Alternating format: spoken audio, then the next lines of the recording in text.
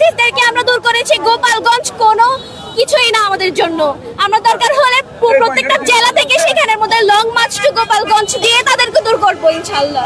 তাসিম যারা তারা সবাই ছিল গোপালগঞ্জের বাসী, তাদের উপর হামলা করেছে। তাদের সাহস কেমনে হয় যেখানে আমরা ফ্যাসিস্ট দূর করেছি।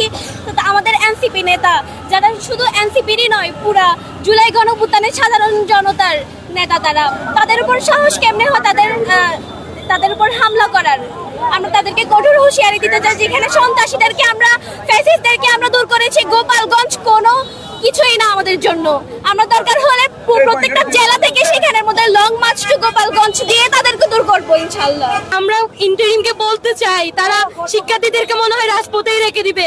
আর তারা ভুল করবে, তারা কিছু করবে না, তারা চেয়ারের মজা নিবে আর আমাদেরকে রাজপথে কর্মসূচি দাবি দিতে হবে। এটাই হচ্ছে আমাদের জুলাই বিপ্লবের ব্যর্থতা আর কি।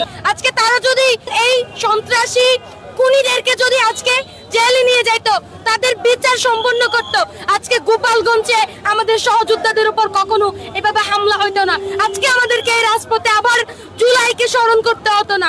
আমি বলতে চাই ইন্টারিমকে, আপনারা অনেক করেছেন, আর আমাদেরকে রাজপথে দৌড়াইয়েন না। এই খুনিদেরকে, এই সন্ত্রাসদেরকে, এই নিষিদ্ধ সংগঠনকে আপনারা জেলে বিচার আওতায় নিয়ে আসুন। অন্যথায় ছাত্র জনতা কিন্তু আজকেও দেখিয়ে দিয়েছে